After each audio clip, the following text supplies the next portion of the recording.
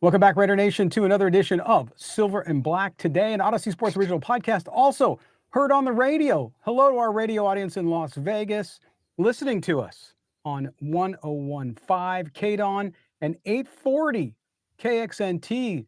Welcome to the audience. That means if you're listening to us on KXNT, it's early Sunday morning. It's game day for you. For the rest of you, you're hearing us a little earlier, but we personally appreciate you being with us and invite you to subscribe to the podcast wherever you get your audio. Look for Silver and Black Today. Don't forget to rate and review. If you're watching us on video, hello and thank you. Subscribe there wherever you're watching us. Also, hit that thumbs up, that like button. We always appreciate that. And don't forget to hit the notifications bell so you know whenever we have a new video of any kind. I am Scott Gulbransen, joined by my partner, Mo Moton, Mo's senior NFL writer. He's kind of a big deal at Bleacher Report, also Raiders columnist at sportsnaut.com. You can follow him on X at Mo Moton, Moemoton. Very entertaining to follow him and interact with him, so I invite you to do that. Also, you can follow me at LV Gully, the show, SNB Today. It is time. All the talk, all the excitement, all that stuff. Now it comes down to playing football on the road. Week 1, Raiders versus the New England Patriots. And they have an assistant coach over there you might know. His last name's Mick something or other. We're going to be talking to our good friend, Nick Fitzy Simmons from WEEI Radio and also the Six Rings and Football Things podcast. Also, all Odyssey. We're in the family. He's going to give us a breakdown of the Patriots. We're going to have some questions for him about that team, so you'll have a better understanding of who the Raiders are facing on Sunday. Then we'll give you our game predictions as well. For the podcast audience, we also have a separate segment today of callers. We had a bunch of callers call in, so we'll get to those as well. Okay, Mo, let's get into this because last show on Tuesday, we talked about your checklist for the Raiders, things they could do between last weekend and Sunday against the Patriots, meaning what could they do to their roster to help improve it? They did make some roster moves. So I want to get your thoughts on this because you outlined things they could do. One of them was taking care of Jacoby Myers with either a raise or a new contract and extension. That has not happened yet. But what the Raiders did do, they signed linebacker Brian Asamoah II, quarterback Jeff Driscoll, both of those guys to the practice squad. They released Matt Jones, not surprised there, one of the slowest guys I've seen in a long time. Trey Taylor, former Tom Telesco draft pick, of course, a safety out of Air Force. They went to the practice. They released them from the practice squad, I should say. They also claimed linebacker Brennan Jackson from the Rams on waivers, and they signed offensive lineman Stone Forsythe.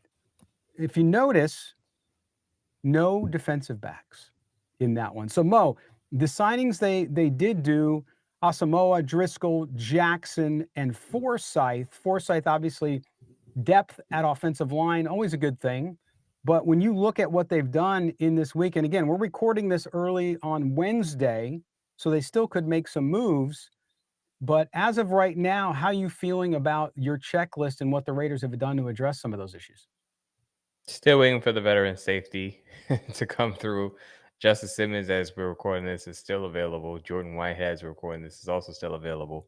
But I am intrigued by Brian Asamoah the second. Sorry, Yep. butchered his name there on the first go. But he's an athletic linebacker. He was a former third-round pick of the Vikings. So this wasn't someone who was just a throwaway. He was drafted pretty high. And he adds something to the Raiders linebacker core that they don't have already. He's younger than any of their top 4 linebackers. He's also he has a lot of speed. He's about 6'2", 226. So he's about the size of Jeremy Chin. Bit shorter than Jeremy Chin, but he can play. He can also play that versatile hybrid linebacker safety role.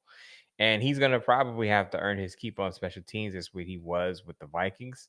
But if he can get his way onto the active roster, he can give that linebacker core some versatility. I already like the Raiders linebacker core as it is right now, but it's a bunch of older veterans. I say older, but mid 20s to 30s. But Asamoah brings something different, as I said, with the speed, and they're going to use that on special teams. One other quick note: Brennan Jackson fits that Leo pass rusher role. that Pete Carroll had as a staple when he was with the Seattle Seahawks. I don't know if you remember, Bruce Irvin played in that Leo role. But he's basically a stand-up pass rusher. He played with the Rams. The Rams play with a lot of odd man fronts. But his mold, his size, about 6'4", 260. He's going to be an interesting hybrid player if he gets to the active roster because he can stand up and rush the passer. I doubt that he's going to have his hand in the dirt much, but he adds another wrinkle to that Raiders defense in that pass rush. Yeah, and Asamoah, I agree with you on him. He is good in the pass, right? He's a developmental guy. Obviously, he's on the practice squad, but he is a guy that if they can get up to speed quickly, he can help in that passing game, which is significant as well. But to your point about special teams, perhaps that's how he can maybe earn his way onto the active roster eventually, and then maybe get some rotation into the defensive backfield, depending what happens back there.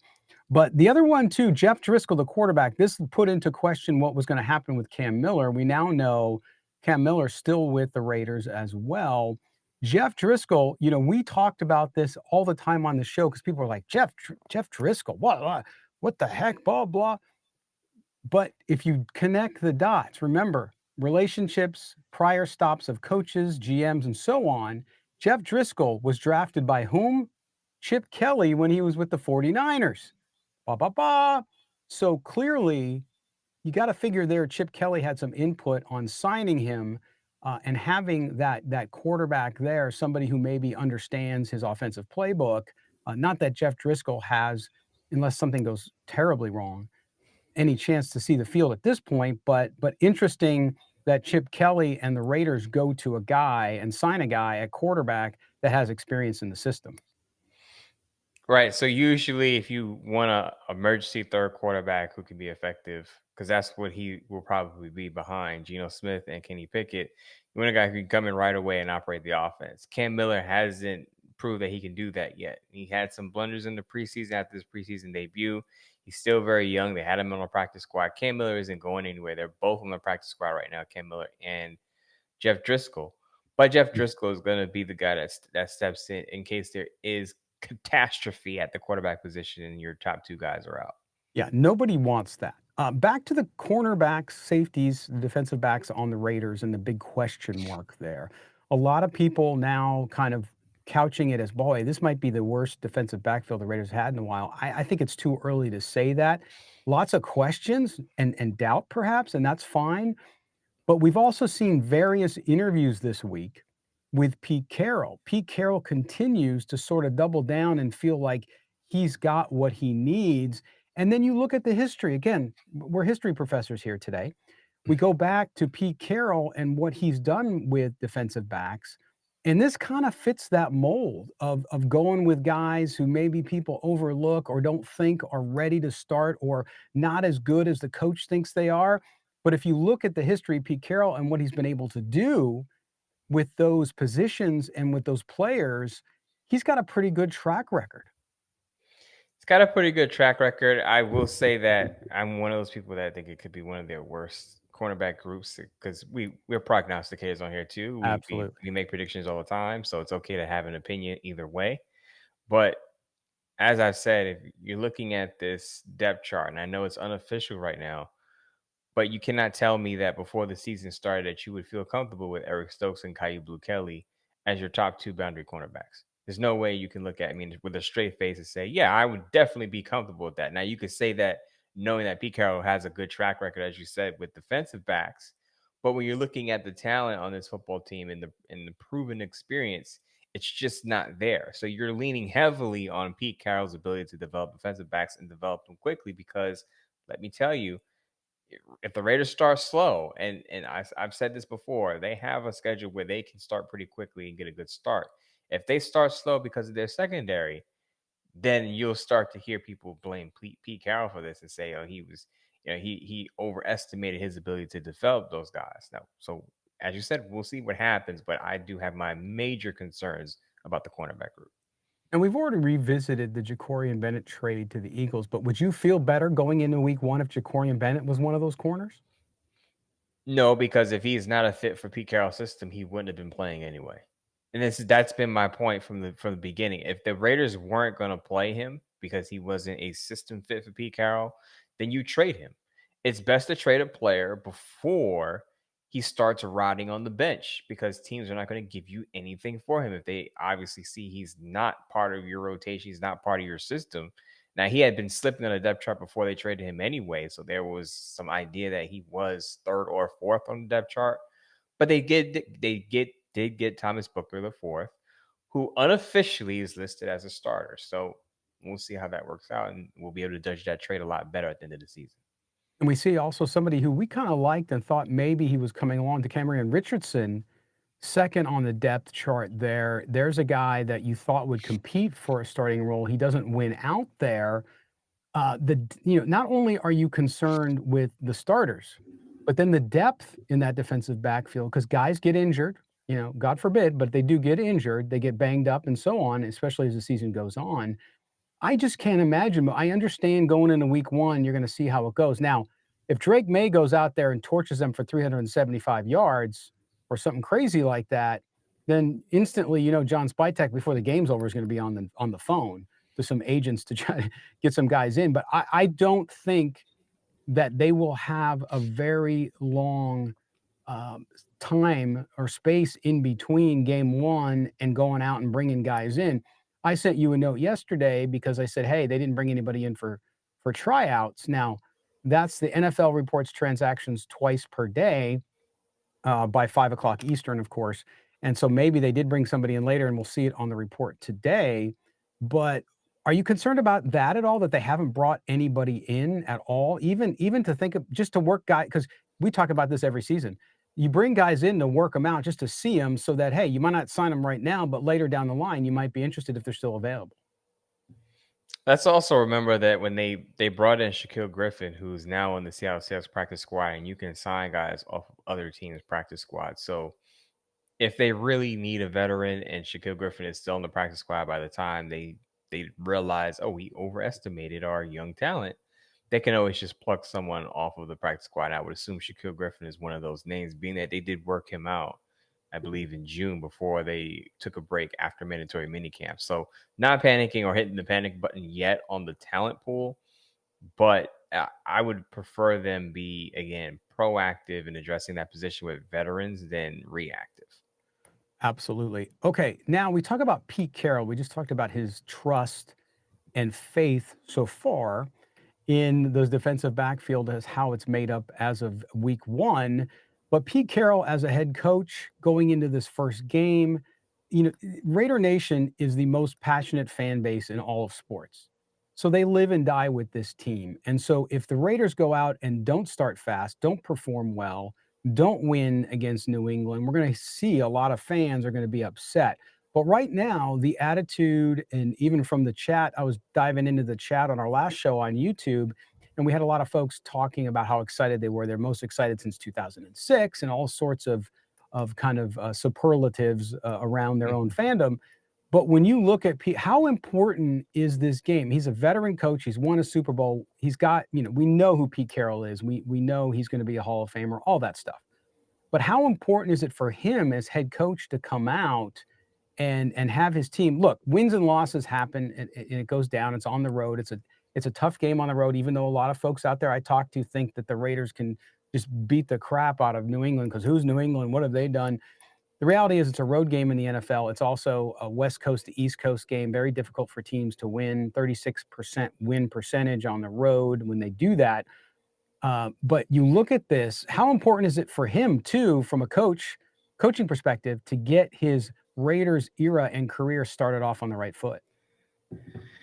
I think it's very important because if they lose, first of all, you don't want to lose to Josh McDaniels at any cost, Ah, right? You just don't. After what Josh McDaniels did to the Raiders in the short time he was their head coach, Raiders fans do not want to lose. First of all, Raiders fans do not want to lose to Patriots, and number two, above all, is they don't want to lose to Josh McDaniels, right? Because this has been labeled the revenge game.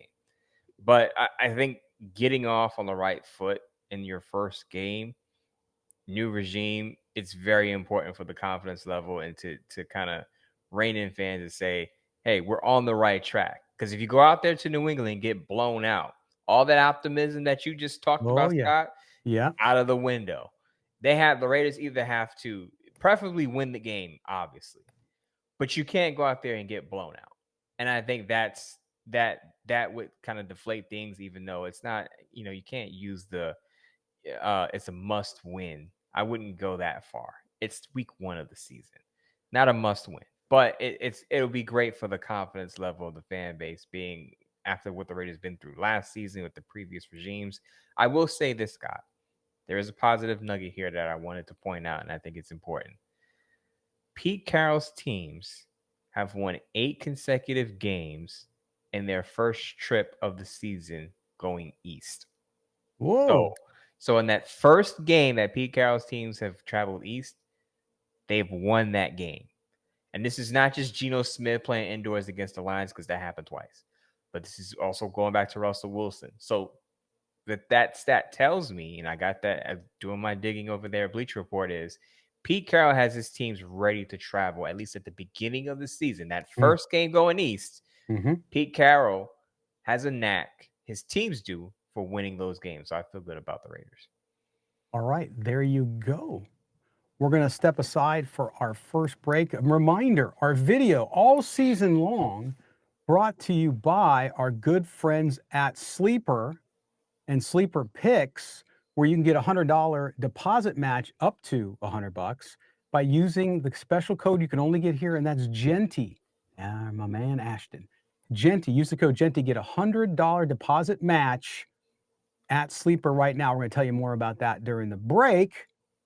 But when we come back from the break, Nick Fitzy Simmons from WEEI and Six Rings and Football Things, he covers the Patriots. He's going to give us the lowdown on New England and Mike Vrabel's new look Patriot team. You're with Scott and Mo. This is Silver and Black Today. Don't go anywhere. All right, everybody, we're going to talk about Sleeper Picks. Sleeper Picks, your daily fantasy option here, because we're really excited to be working with Sleeper Picks and Hog Media this season to bring this to you. And if you haven't used Sleeper Picks, you're missing out, because I know a lot of you use Sleeper for your fantasy football league, and it's awesome for that. I have 2 leagues up on Sleeper, but what I'm going to show you today in the screen here is an opportunity to pick along with me, and we're going to go right to the Raiders game here. So the Raiders and Patriots, we're going to pick a couple from each side here to do our daily fantasy. Brock Bowers, Ashton Genty, Geno Smith. I'm going to focus this time on Ashton Genty. I'm going to poke through on this. As you can see here, the selection for daily fantasy, 73.5 yards, more or less.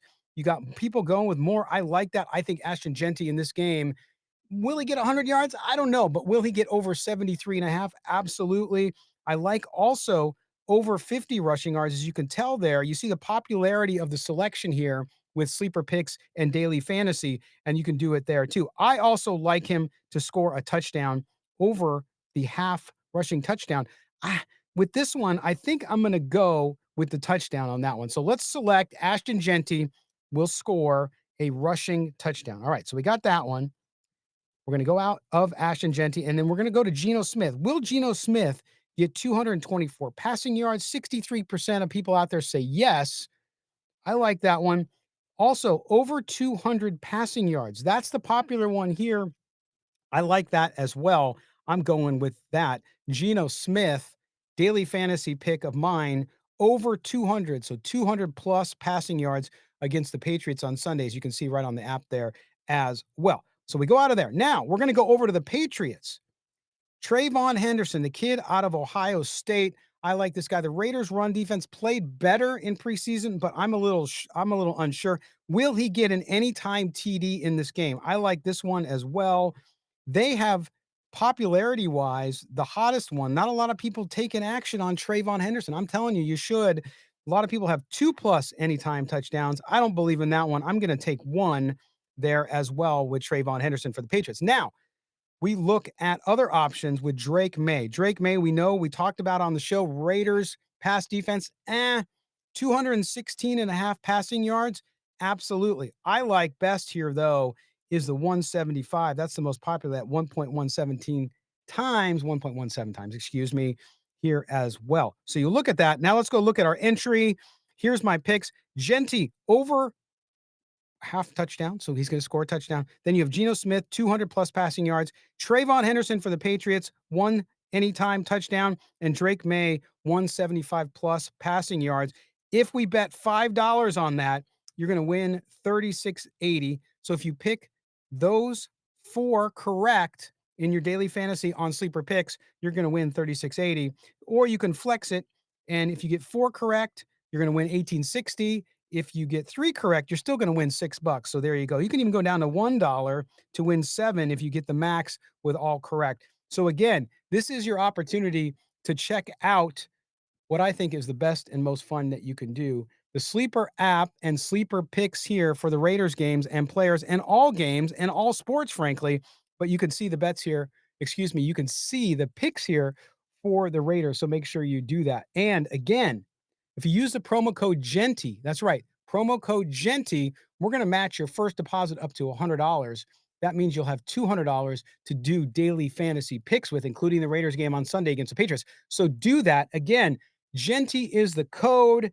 Use the promo code. See Sleepers terms and conditions, and it's currently operational over 25 states. So make sure you do that. Again, $100 match on your first $100 deposit, only from Sleeper, using the code GENTY. That's GENTY from Silver and Black today, and our buddies at Sleeper. Welcome back. Segment number 2 here of Silver and Black today, an Odyssey Sports Original podcast. Also heard on the radio, 1015 KDON, and our audience on 840 KXNT. We're talking New England Patriots. Yes, the Raiders facing off against the Patriots on Sunday. And to get some inside information on that Patriot team, we bring in our good friend Nick Fitzy Stevens from WEEI Radio in Boston, also the host of Six Rings and Football Things on Odyssey as well, covering the New England Patriots. Fitzy, thanks for being with us, man. I know, listen, there's some guy out there you have as an assistant coach Raider fans aren't very high on. You might know who he is. We're going to talk about that a little bit later. But thanks for being with us to talk a little bit about this rivalry. These teams have played a couple times over the last several years, so you and I have visited before. But the different feel for both these teams heading in. Yeah, guys, thanks for having me back. Always good to be with Silver and Black today on Six Rings and Football Things. And yes, feel free to get in your shot now. Oh, well, you have Six Rings and Football Things. Probably not going to be changing the title of that podcast anytime soon, are you? And that's exactly why Mike Vrabel has come in to turn things around in Foxborough. Obviously, the former coach, we all saw how well things went for him at Chapel Bill on Monday night as well. But those dysfunctional days are a distant memory. It's a new dawn, a new era of Patriots football, and Mike Vrabel and the Vrabros, a.k.a. everyone who he ever worked with anywhere from Ohio State to Houston to Tennessee, have come in, flipped the roster. It's over a 50% new roster. People have to be on their toes and mind their P's and Q's because we've got vested veterans and long-tenured Patriots getting cut, released left and right all over the place as Vrabel remolds the squad. And as far as the Patriots taking on the Raiders, sorry, I'm contractually obligated to say it that way. This is such a wonderfully messy rivalry that has so many intricate elements interwoven between the two of them. What with Uncle Pete Carroll, Grandpa, shirtless Pete coming back, slapping some gum on the sidelines, someone who's going to be beloved forever in Patriot Nation. Not for, of course, the 3 years where he never had a losing season as head coach, but of course, Super Bowl 49 and the Darrell Bevel disaster. You've got obviously the Josh McDaniels fracas as well from his ghastly second tenure as an AFC West head coach as well. And of course, recent games like the one that made me want to chug Drano on my way out of Allegiant Stadium back in December of 2022. I was there on my wife's birthday. Happy birthday, darling. I hope you like watching a grown man weep in front of you as Jacoby Myers throws it back to Chandler Jones, who then just soul plants Mac Jones into the turf of Allegiant Stadium. And now you guys in your little, latter-day Count of Monte Cristo style revenge for the Tuck Rule game, you steal Tom Brady as an owner. Now I have to watch my hero and favorite person on planet Earth that wasn't born from my wife walk around in a silver, black, and white Raiders jacket. Oh, God. Not even the 12-foot statue of Tom Brady in Olympic protest outside of Gillette Stadium can wash that image out of my eyes. Oh, my gosh. And you know what? Raider fans have the same thing. They're having trouble grasping that they now want to root for a guy who was part of that game. And there he is walking in the tunnels with a white Raider jacket on, and they're like, it's confusing for everybody. But what's not confusing is, look, we come into this game, big question mark for the Patriots. Christian Gonzalez, the defensive back, talented defensive back, hasn't practiced since July 28th, has that hamstring injury. Do we know yet if he's going to go? Is there a chance he's going to play on Sunday? If he doesn't play, what does this roster do? Because it's like you said, they've flipped over the roster. It's not exactly the deepest roster, which happens when you're rebuilding a team. So tell us what's the latest there on Christian Gonzalez. Unfortunately, Gonzo sustained a hamstring injury early on in camp, right before, or rather during I think it was right around the time of the joint practices with the Commanders. Didn't play in that game, and as we know, those soft tissue injuries, kind of like harsh words and late night arguments with your spouse, tend to linger. And so he's still gimped out. He didn't dress for the Minnesota joint practices nor that game. Didn't play in the debacle of the Giants' third pretend season game, which, of course, netted us Tommy Cutlets as our third string quarterback. So it was a disaster on all sorts of fronts. Gonzo is probably not going to suit up right now as we record midweek leading up to Sunday's NFL kickoff at Gillette between the Raiders and the Pats. I would, if I was on the Fan Kings or the Draft Duel right now, I would put money that Christian Gonzalez does not play. Now, that's a big problem for the Patriots because locking it up on the back end with Christian Gonzalez and heavily compensated 28-year-old cornerback Carlton Davis, who they got from Detroit, they were both expected to play a lot of man, locking up the best assets or targets from opponents, which, of course, here would probably mean giving Jacoby Myers and especially Brock Bowers, a.k.a. Evil Lex Luthor, the tight end, fits and spurts all day long. Now Carlton Davis is going to have to bump up to number one. You've got guys like Marcus Jones, the slot cornerback who played the outside against Devontae Adams a couple of years ago and did it okay. You've got Alex Austin, who came in on the team last year, does a decent job. You've got this guy, DJ James, who, some are already trying to trump up as oh yeah, dude, he's like the next Malcolm Butler. He's an undrafted free agent who's going to be a superstar. Like, pump the brakes and enjoy your dunks, guy. Okay. Like, let's give this guy some time to actually make a mark on the team.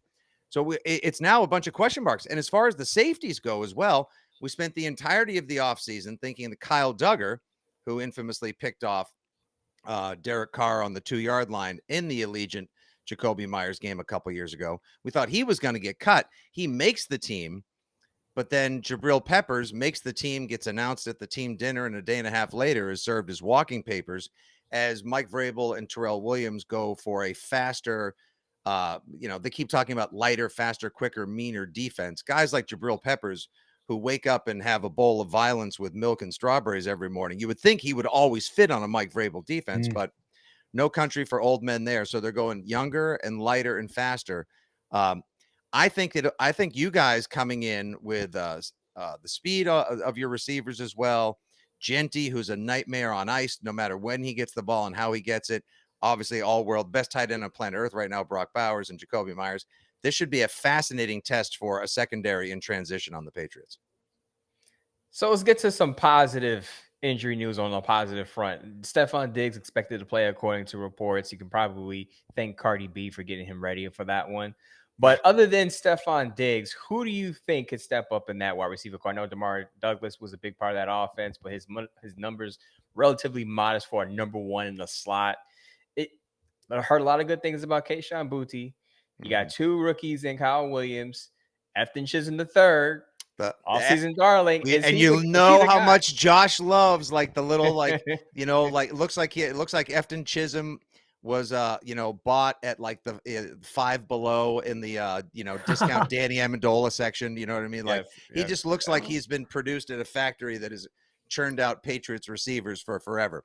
Hey, the kid cut his chops. Like he's legit. He broke all of Cooper Kupp's receiving records at Eastern Washington.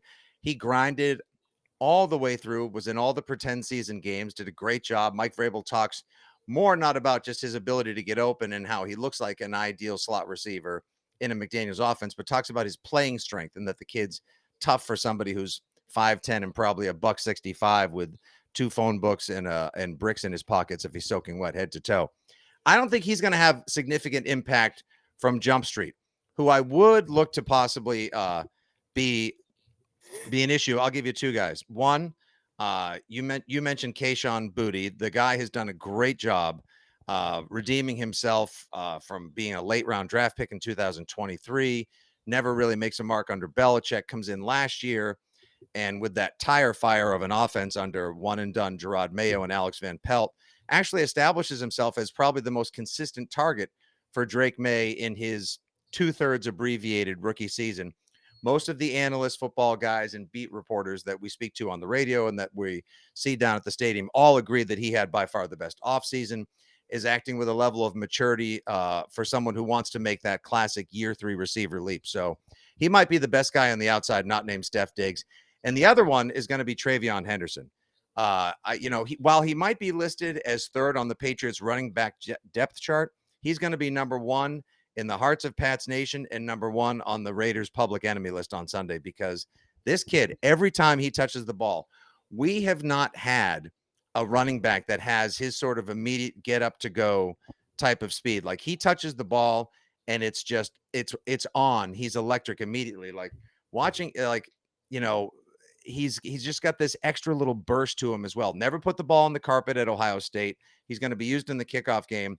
His first touch, I'm not sure if you guys saw this, but the first play from scrimmage for the Patriots in preseason, he goes a hundo straight to the house, and that kind of just like rinsed away all the negativity of the previous season, hopefully ushering in more positivity in the Vrabel era. So I would look for him on check downs, bubble screens, and especially where he's most dangerous on the wheel route as well. All right, so Fitzy, let's talk about, I want to go back up to the top here and talk about Mike Vrabel. Talk about his coaching style and how that has changed things for the Patriots. Because look, you had the hoodie and those dynamic press conferences of his. Then you have Mike Vrabel come in here, and he is a much different guy. Even though he played under Belichick, worked under him, all that stuff, he is not anywhere near what Bill Belichick was. So talk about the impact that's had throughout the organization, and specifically with this roster that he's putting together. Yeah, last year, Gerard Mayo, in the one and done disastrous season where they really only should have won 3 games, but somehow they found a way to win a game they were supposed to lose and got, out crapped, if you will, by Buffalo in the final game of the season. Mayo and company, everybody looked like they were trying to figure out what they were doing on the fly. Like, there was nobody in charge. It was a complete scrum. It was lawless last year on the Patriots, as a lot of people were filling coordinator spots and taking on jobs, multiple jobs even, they weren't prepared for and never had time to build their way up toward. So out goes Gerard Mayo after his inaugural and singular season as Patriots head coach. And in comes the guy that should have been hired once he uncoupled from the Titans midway through the 2023 season, Patriots Hall of Famer and 3-time Super Bowl champion, Mike Vrabel. The thing about Mike Vrabel is the operation is buttoned up. Professionalism is back in the house. We often talk about how with Mike Vrabel, you get a lot of the big C words, and these C words are very good words. You get confidence from him because he's a very confident, if not cocky guy at times, who projects a facade of having everything, confidence, if you will. The confidence, he's very cocksure of himself. He knows what he's doing. He's been there before. He's done, obviously, coached for 6 years in the league. And there's competence again. Like, everyone around him, the people he's surrounded himself with, all know what they're doing. He's got this guy, John Stryker, who, Sean McVay says is one of the smartest guys in the league. He's now sort of his new Ernie Adams. For people in the know, Ernie Adams was the guy who knows where all the bodies are buried, probably did a lot of the digging and the dirty work for Bill Belichick, and was kind of his eye in the sky for 2+ decades in Foxborough as well. Ryan Cowden comes in, helps him out with the personnel. And then, of course, he brings in Terrell Williams, who was in Detroit, who he worked with in Tennessee. A lot of familiarity as Mike Vrabel brings in people that know what they're doing, as opposed to people that were just, kind of attending a job fair last year while NFL games were being played at Gillette Stadium. And Josh McDaniels, who's been here now, this is his 3rd stint. People around here love Josh McDaniels. He's probably the first one to tell you that he knows what he's doing and how smart he is. And I know how beloved he is in Las Vegas. And you guys are always, too busy opening casinos and celebrity restaurants to throw him the parade that he's due for all that glorious time in Vegas. But with him coming back to town, you get an idea of somebody who is the perfect guy to grow and mature. Somebody like Drake May, who has all the physical talent in the world, but don't forget, played about a third as many games as Jaden Daniels did in college. So last year, his rookie season, if you will, was 11 games out of the season. He was playing behind the worst offensive line in the NFL last year, and that's being kind. So he's got so much growing to do right now. But the nice thing is, people like Terrell Williams and Josh McDaniels have the offense and the defense locked up. So Mike Vrabel can take care of everything else that didn't get screwed in, that got shellacked over last year. It's a long process and a big gut renovation, but he's absolutely the right man for the job. And Pats fans have faith that he's the right guy in Foxborough. So we have about 1 minute left. Mike Vrabel, Josh McDaniels couldn't be any more different. Every time I read a report, Mike Vrabel's in some fight, some scrum at on the practice field. He's the one on the He ground. wears pads into the practices, and like you can tell, he fell in love with Will Campbell because Will Campbell knocked him on his ass at a lunch. I mean, he is such. If you look up Hardo in the Urban Dictionary, it's going to be a picture of Mike Vrabel finessing his mustache with one hand and holding up a tackling dummy pad in the other. It's unbelievable. The guy lives, eats, breathes, sleeps football. So Fitzy, how far can the Patriots go with Mike Vrabel leading the ship there? Ultimately, I think the Patriots can get back to championship contending ways. This season, everybody should tuck away all of these nationally prognosticated 10, 11, Colin Cowherd from the big desk with a cigar. Well, I think the Patriots are going to be a playoff team. Don't fill me full of false hope and sell me dreams. Give me reality, give me relevance, give me an 8-9 win team that plays meaningful games up to and through the holidays and restores the pride of the Patriot way. That's all a Pats fan could possibly ask for. And it begins Sunday. Pats Raiders. I think this game's going down to a field goal, boys. Yeah, I think so too. I think it's going to be close for sure. Now, remember, we talked about Josh McDaniels. You've seen the movie Casino, right? Mm-hmm. Absolutely. So if Josh McDaniels was if the Raiders were in Vegas in the late 70s and Josh McDaniels was a coach, he'd be in a hole in the desert. That's how bad it was in Vegas. I was just going to say, would he get driven out to a mystical cornfield in Vegas and beaten with a bunch of baseball bats? He absolutely would. And there are plenty out there listening in Raider Nation who would bring shovels. Trust me on that one. But as an offensive guy, there's no question he's had great success, and we'll see what he's able to do with Mike Vrabel in New England. Fitzy, always a pleasure, man. We appreciate it. Enjoy the game on Sunday, and we'll check in with you another time. You guys do an awesome job as well. It's a great rivalry renewed as well. Enjoy the game. Thanks so much. Hang them high and let them fly, boys. Go Pats. All right, there you go. We're going to take a break. When we come back, we will conclude the show. We'll talk about our projections for the game and even get to some of your phone calls. It is Silver and Black Today, an Odyssey Sports original podcast on 101.5 KDON and 840 KXNT. Don't go anywhere. Mo and Scott are coming back. Welcome back to Silver and Black Today, the home stretch here, Odyssey Sports original podcast. Thanks to our man Fitzy for getting us up to speed on the Patriots. Oh, you got to appreciate that New England humor, even if you hate the Patriots. Oh yeah, the WEEI guys always are the heavy hitters over there. So I knew he was gonna bring a show, and he didn't disappoint there. So you got some insight on Josh McDaniels and Vrabel, and some of the nitty gritty details on this matchup. So I agree with him. It's gonna be a field goal game either way. No doubt about it. All right, Mo, let's look at this matchup a little bit as we look at the Raiders and the Patriots. Some key factors that I've identified. Tell me if you agree. Obviously, the Raiders revamped offense, getting this offense in full out, seeing what it can do under Chip Kelly. Of course, you got Geno Smith. You have that new offensive line, basically, with Jackson Powers Johnson on the right guard spot instead, and Jordan Meredith at center. Then you add in, of course, Genty. You add in Bowers and now Michael Mayer. We've heard a lot out of practice. Our good friend Vinny Bonsignor at the Review Journal talking about just how much they are running two tight end sets in practice. Now, game plan's different. They don't show you the game plan in practice when the media is hanging out. But we always thought that they would use a heavy dose of double tight end. Then you add in, of course, Dante Thornton Jr., the rookie wide receiver, Trey Tucker, the speedster there in the slot, and of course, Jacoby Myers. I'm against this Patriots defense, this kind of rebuilt defense, which isn't bad. Now we talked about with Fitzy the Christian Gonzalez injury, so they got question marks there. How much of this offense do you think we're going to see in week one? And do you agree with me that it's one of those keys to watch for in this game? Definitely one of those keys. I think not that teams are going to empty the clip in the first week.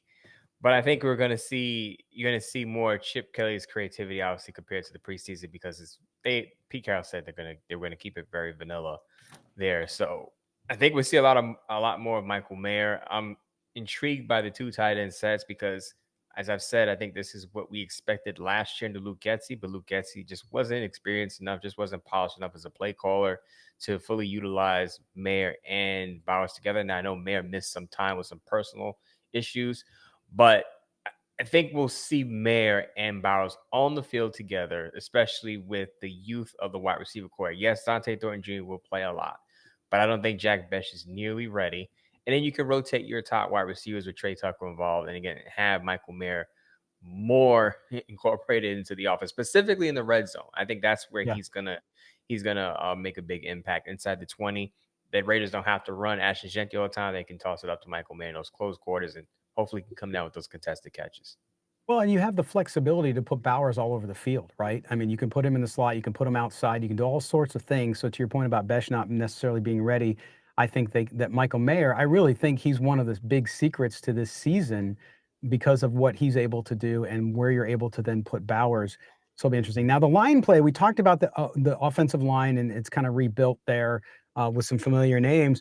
But also that defensive front for New England's pretty dang good, Mo. I think they're going to get challenged quickly starting this game in offense, and we're going to know really quickly how they've gelled so far coming into the regular season. We're also going to figure out how well the Raiders offensive line has gelled compared to the preseason. Let's not forget the Raiders still have a young offensive line. JPJ is second year. DJ Glaze is second year. Dylan Parham trying to get a new contract when he's a free agent next offseason. So that matchup, two groups in the trenches trying to figure themselves out, as is the Raiders secondary and the Patriots wide receiver core. It's going to be a filling out period. Could start very slow, in my opinion. I could see the first half being in the single digits for both teams as they're trying to figure it out in their first game of the season. But whoever wins in the trenches, in most cases, wins the football game, right? So the Raiders and JPJ, those guys I talked about, the young guys and Colton Miller, the other statesmen of that group, they have to be ready for that Patriots defensive line. Yeah, and that also has a massive impact. Everybody wants to see Ashton Jeanty get out to a fast start, right? We all think he can. He's one of those dynamic, I think, generational ability to be a generational running back. But that offensive line, if it comes together nicely and they open up the holes against that Patriot defense, and we talked about how difficult that'll be, then you might see him go off in the first game. And we talked about that during our sleeper picks bet last time where we thought, yeah, that's 73 yards, definitely over 50 yards, 73 yards. We feel he can get there as long as that line holds up. Now, the other thing I was going to ask, and we talked about it with Fitzy in the last segment, was the Josh McDaniels. And now, in case you didn't know, Thayer Munford Jr., who was cut by the Raiders, was signed by the Patriots. Josh McDaniels was out of coaching last year, but he knows a lot of these guys on the Raiders. He knows their tendencies. He was the coach. When you look at that factor, how much does that factor in when you have a guy like Josh McDaniels who knows the team overall, or at least a lot of it? And then you have Thayer Munford, who played on that offensive line. He knows a lot of that offensive playbook as much as that was open to him prior to his release in Las Vegas. You know what? I don't put a lot of stock into it. As I said in the preseason, Thayer Munford was there for training camp in the preseason. Now I know they run installs, so he has an idea of the direction the Raiders wanted to go in. But again, the Raiders weren't doing anything complex during the preseason. Chip Kelly's coming in with Geno Smith. If you've been a coach in the league, you know who Geno Smith is. And Chip Kelly was going to come in there and change things a bit. So it's a new offense. It wasn't like the offensive staff is still there from when Josh McDaniels was there. That staff basically got turned over. So I don't think there's in-depth knowledge you can glean from it, that relationship, Josh McDaniels, Thayer Munford. But they're gonna try to uncover every crumb of information they can from the Raiders. Look at the Patriots' history of cheating. So we know they're gonna try to leave no stone unturned there. There you go. All right. Okay, Mo, now comes a time. We got a few minutes left here. Now comes a time when we make predictions. Give me your prediction for this game. Give me a score and give me some color to how it's going to go down.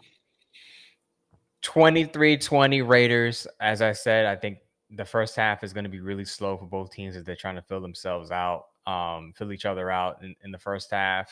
Not a lot of scoring. It picks up maybe early fourth quarter, end of the third quarter. But I do think Brock Bowers gets a touchdown. Ashton Jeanty gets a late touchdown and puts the Raiders over the top to get the win.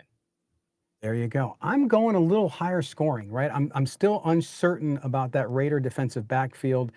And I'm still, even though I feel better about the run defense for Las Vegas, I still think Trayvon Henderson might have a nice day, which will open up the pass for the Patriots. So I'm going to take the Raiders too, but I think it's going to be a little higher scoring. I know I'm a little bit out of the realm there. A lot of people don't agree with me, but I'm going to say 27-24 Raiders in what'll be a little bit of a shootout. And the Raiders are going to bring on Daniel Carlson to win towards the end of the game. There's no snow, so we don't have to worry about that.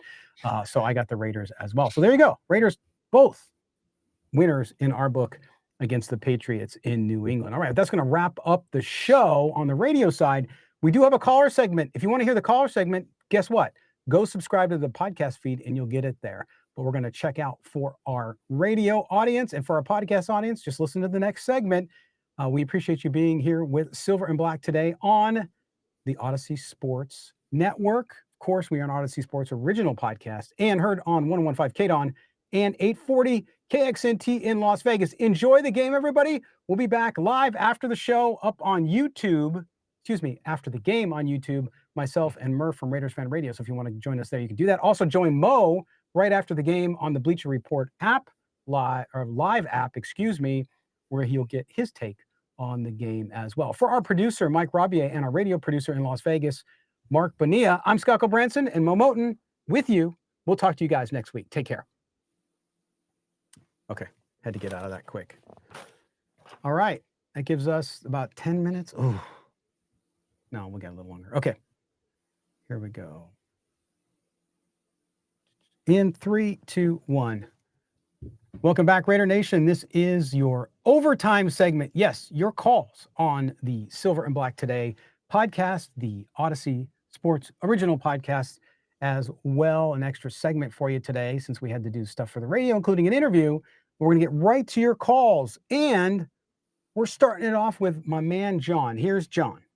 Hey, it's Scott and Mo. It's John from Oroville, California. On a stormy day. Uh-oh. Sounds like his phone's in his pocket. And there seems to be a little bit more optimism this year. John, I'm sorry, man. We got to call back in. I apologize. I don't know what happened with your phone. Maybe you had something on. Says it's a storm. Yeah, it was a storm. Something was going on. He was out there maybe on a lighthouse or something. I don't know. But anyway, we'll get back to you, John. Call in and I'll get you on next week. All right, let's go out to Houston, Texas. We got another call from Houston, Texas. Yeah, Scott, this is Houston from Porterville, California. Oh, Houston from My California. question is Mo a Raider fan? He's such a negative type of commentator, and there's other commentators that, cover the Raiders, but they're not fans, and I was wondering if he was a fan, and you seem like a fan, Scott, so that's my question. Is Mo a Raider fan? And one comment. My father-in-law used to always say, he's a pastor, he says, God would not send a discouraged man to encourage you.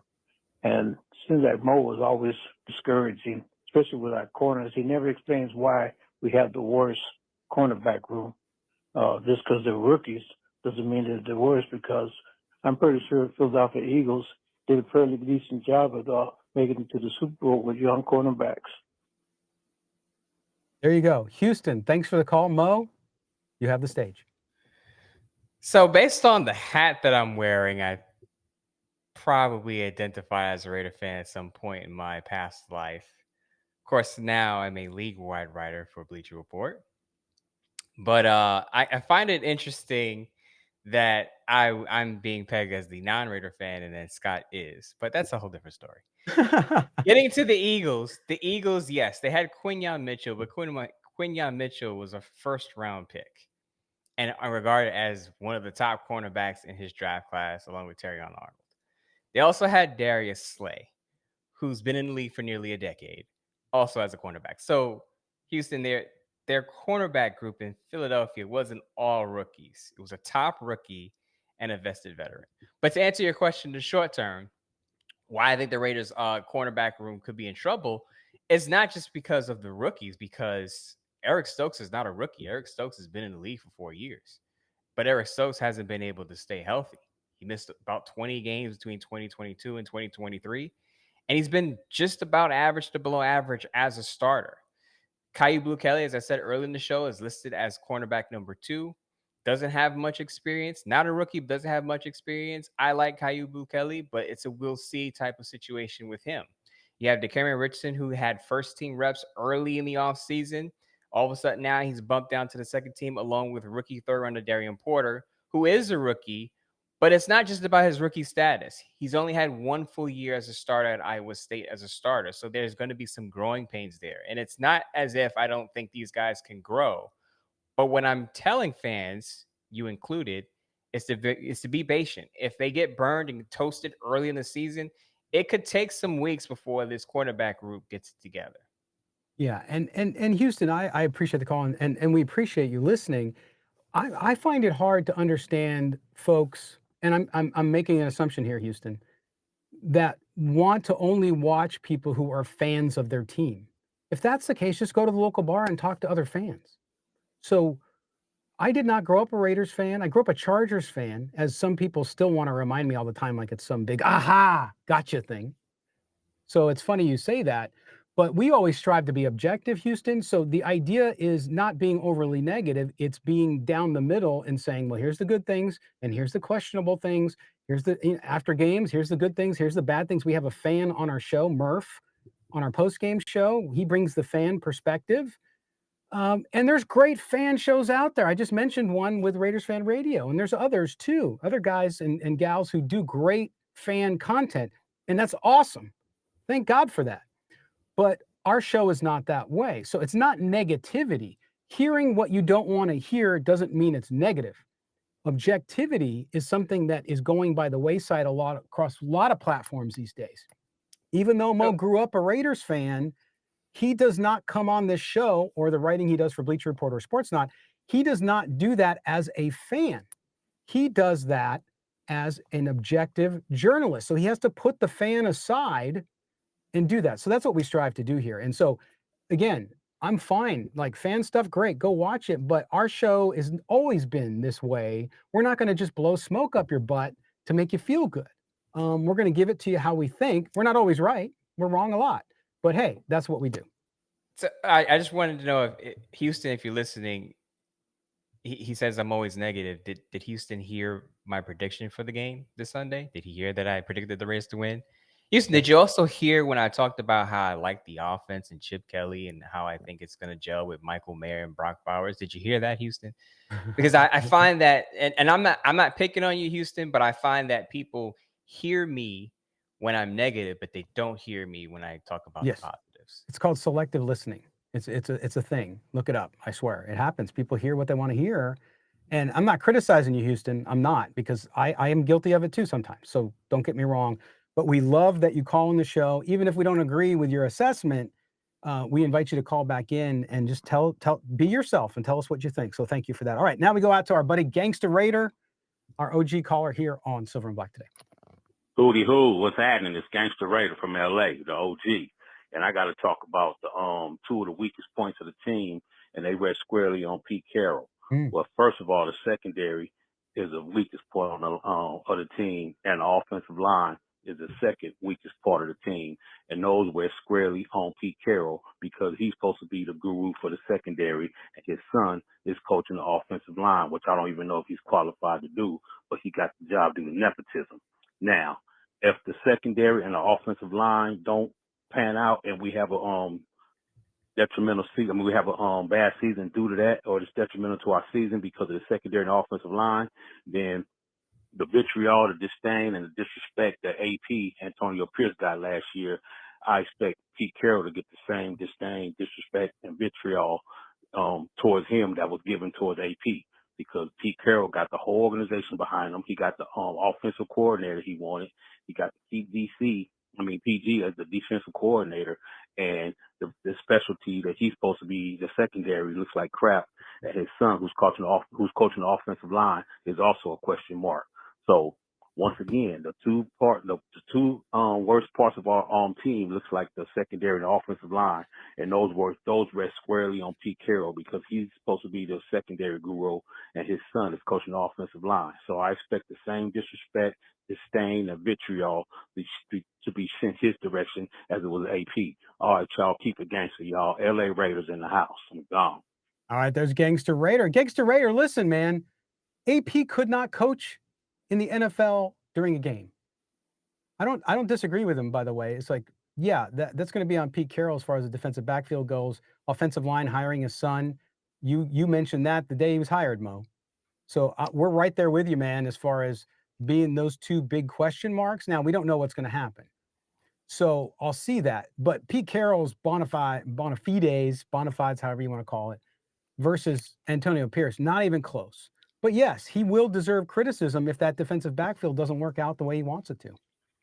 Two things really quick, Scott. I'll say, Gangster, to be careful. Houston is listening. He's going to say you're too negative or not a Raider fan because you are criticizing the secondary, saying it's a concern. keeps It's it a weak real. point of the scene. It sounds like Gangster Raider, who's a fan, agrees with me on that one. Just saying. The other thing is, I agree with Gangster Raider about the offensive line. As you said, Scott, I've been saying it from the beginning. Is Pete Carroll's son a qualified pro offensive line coach? Yeah, I know he did it on the collegiate level at Washington, at Arizona, but he was also an assistant in Seattle. We know how bad those Seattle Seahawks offensive lines were. Now, those are Tom Cable's offensive lines, but how do we know that Brendan Carroll, Pete Carroll's son, is a quality offensive line coach? I'm not saying he's not one. What I am telling you is that, like Luke Getsy last year as an offensive coordinator, what did I say, Scott? I said Luke Getsy has a lot to prove as an offensive coordinator. I'm saying the same thing about Brendan Carroll's son as an offensive line coach. Yeah, and Gangster Rider's 100% correct. If both those units don't do well, it is on Pete Carroll. And I think you will see the massive criticism from fans that you saw against Antonio Pierce for not being able to coach inside a game. Of course. And discipline and all the stuff that we criticized him for last year. Gangster Raider, if we don't hold Pete Carroll accountable, you come back and tell us, man, because I think we will. All right, now we're getting on to our last call. It's Trevor. Hey, Scott and Mo, this is Trevor from Portland, Oregon. My question for you is, who do you think is the X factor for the Raiders to get the win against the Pats?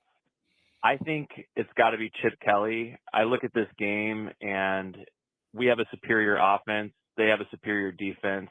We should have the edge from the play calling perspective. And I think we have, veterans at quarterback that can make it happen. So if we win on Sunday, which Sunday is one of my 8 wins on the season for the Raiders, I think it'll mean that Chip Kelly came out with a good game plan and we executed on it. And if we don't, then the Patriots defense got the best of us and it's not a great start to the season. All right. Thanks, guys. Let me know what you think. Trevor, great call, man. And we got a couple minutes left here, Mo. I agree with, I think the X factor, yes, Chip Kelly calling the offense, but I think it's the offensive line, actually, because I think if the offensive line can play well, then he's able to execute that offense. I think it's the secondary, and that may not be an X factor, but listen, Drake May's in his second year. I know the Patriots wide receiver core isn't lights out. They don't have a bunch of stars. Stephon Diggs is coming off a torn ACL. You heard Fitzy tell us that Kayshon Boutte could be the guy most consistent down-to-down wide receiver. If the Raiders secondary is toast on Sunday and they make Drake May look like the second coming of Peyton Manning, the game's over. Yeah. And then we'll be back at the drawing board and we'll be saying, look, we knew it. We knew this secondary was a big question mark, and it's a big red flag that Drake May was able to carve him up in that first week. So I'm looking at the secondary. Yep, that'd be good. I can't argue with that. All right, that's going to conclude our overtime segment here, which was the Raider Nation switchboard. Make sure you call in 702-900-7869, 702-900-7869. Mo, let everybody know what you got come up, including your live stuff after the game. Bleacher Report Lives are up every Tuesday, Wednesday. The biggest topic going on with the Raiders, usually just for you, Houston, they're positive topics. Sports Not, I have a Raiders daily piece running every morning about the biggest topics from the previous day. If the Raiders have a practice squad signing, a trade, something that Pete Carroll said during this press conference, I usually pick it up and break it down with my opinion on it.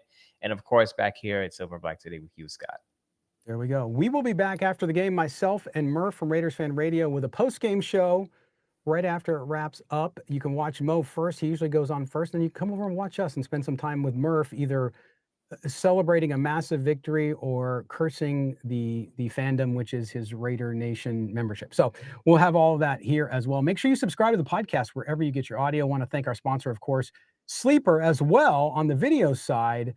Always good stuff. And as you saw our picks earlier, and on Tuesday, go back and watch them and jump in and get that $100 bonus. That's right. You get $100 match on your $100 deposit with Sleeper and Sleeper Picks. Use the code GENTY. That's GENTY. Again, GENTY to get that one.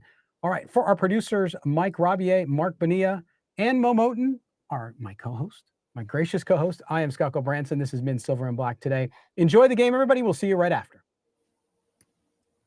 Look at that. 4 minutes to spare, my